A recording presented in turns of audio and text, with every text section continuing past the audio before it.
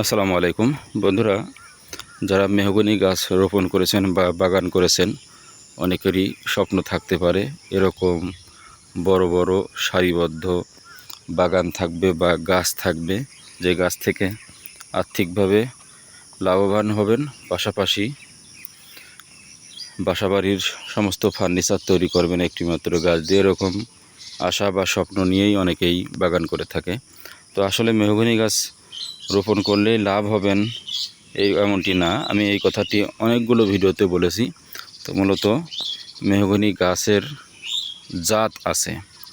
সবচেয়ে ভালো জাতটি হচ্ছে এই ধূসর রঙের, অর্থাৎ যেই গাছের চামড়া মোটা এবং এরকম ফেটে ফেটে যায়।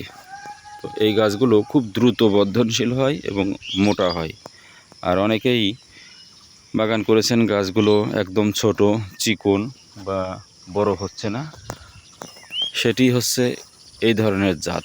এই গাছগুলো মূলত কালো হয়ে থাকে, এই গাছগুলো খুব একটা বড় হয় না।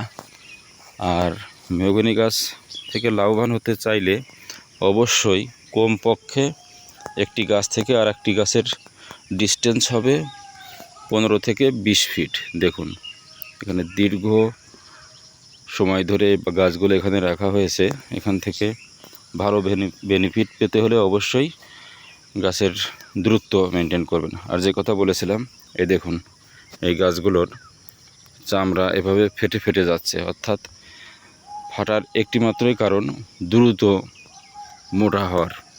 তো দ্রুত এবং অধিক লাভবান হতে চাইলে অবশ্যই এই জাতের, অর্থাৎ যেই গাছগুলোর কাণ্ড দেখবেন ছোট চারা একদম সাদা স্যাঁতসেঁতে, তো এই জাতের মেহগনি গাছ রোপণ করবেন। সবচেয়ে ভালো হয় এরকম মা গাছ থেকে ফল সংগ্রহ করে 1 বছরের মধ্যে এই গাছের চারা উৎপাদন করে আপনার কাঙ্ক্ষিত বা লক্ষ্যমাত্রা যেখানে বাগান করবেন সেইখানে এই গাছগুলো রোপণ করতে পারেন।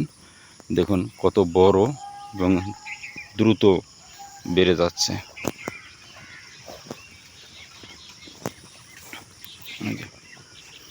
তো দেখা হচ্ছে পরবর্তী ভিডিওতে।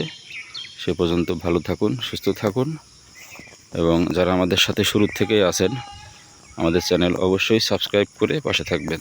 ধন্যবাদ।